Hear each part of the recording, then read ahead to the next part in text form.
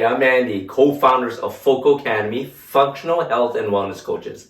As the world starts to wake up to the new normal, a lot has changed, so we are also tweaking the focus of our messaging on how to get ahead in this new environment, this new world. We're still focusing on time, health, and relationships, and we're still utilizing the same set of success principles. Now, in the last episode, I talked about metabolic efficiency and how our bodies were designed to be able to burn sugar and fat as fuel, right? Pretty cool.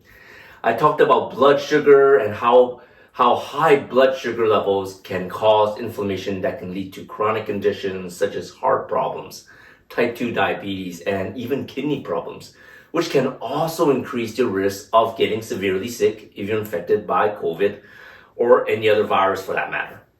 Now, I hope you got a chance to measure your blood sugar levels since our last episode. If you want to go back and watch the previous episode, we provide the link below right here.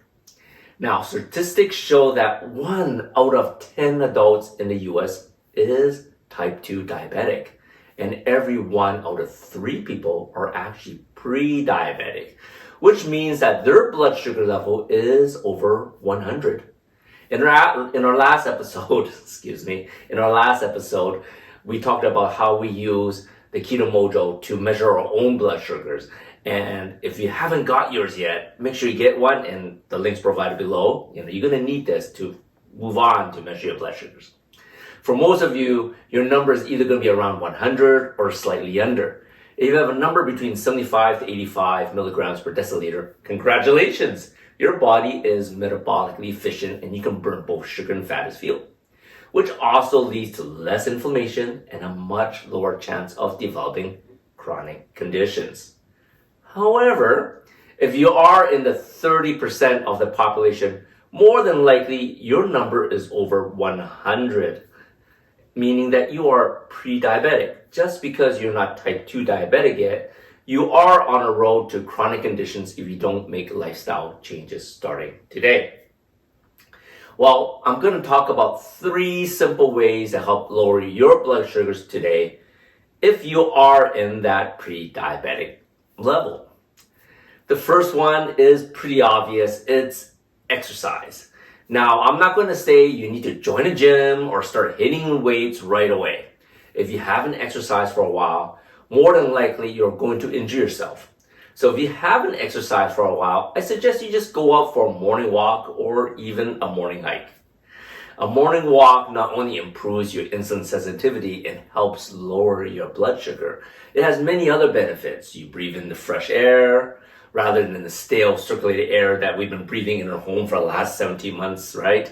You also get to see and meet people in real life, which also improves your mood. I love the morning walk because I get sun exposure, which is essential for recharging our bodies to help us make vitamin D and to improve our immune systems. The second one is hot-cold therapy. This one works great to lower your blood sugar levels also. Go for a dry sauna and follow up with a cold shower. Or go for a dip in the hot tub and then take a swim in the cold pool, right? Or you can do what we do. We do a dry infrared sauna followed by a half hour wearing a cold ice vest. And a cold ice vest is just basically a vest filled with ice packs to bring your body temperature down. You can also do hot-cold showers by alternating the hot and the cold water to the hottest and coldest that your body can bear for 20-30 seconds each as you're showering. There are many ways you can experience a hot-cold therapy to boost your metabolism and to lower your blood sugar levels too.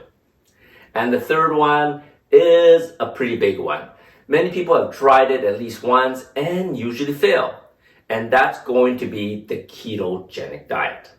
The problem is that most people that try to do a keto diet, they have the wrong mindset. They either go dirty keto and eat fatty bacon and meats all day long, or they eat the heavily processed keto-friendly foods. Almost no one that tried the keto diet monitors the blood sugar and ketone levels, so they really don't know if the diet is working for them or not. The proper way to do a clean keto diet is to eat mostly whole foods, mainly vegetarian, and supplement with healthy fats such as avocados, olive oil, coconut oil, wild fish, pasture-raised beef, cage-free pasture-raised eggs, and grass-fed butter. Never eat the store-bought processed foods that are labeled keto because they have very little nutritional value. The main thing is to limit your carbohydrate intake to only 20 grams a day. This means no grains, no breads, no pasta, potatoes, and even some sugary fruits.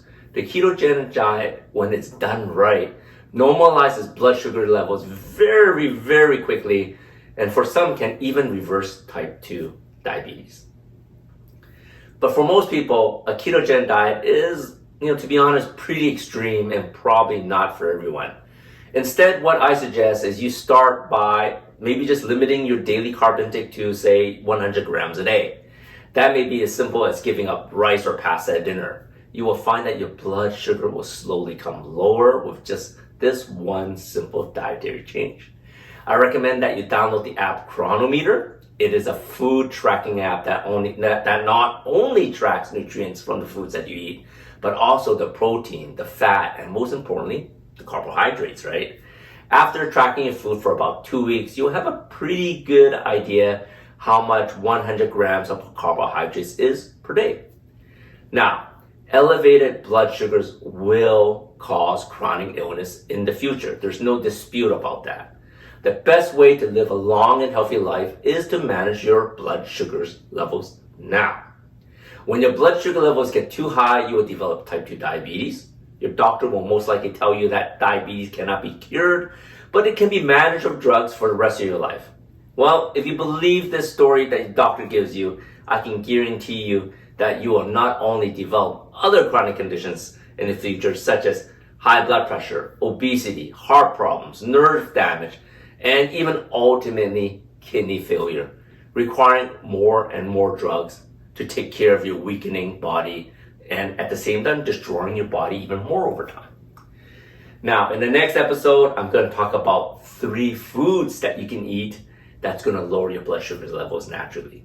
Don't miss that episode. Until next time, love what you live and live what you love.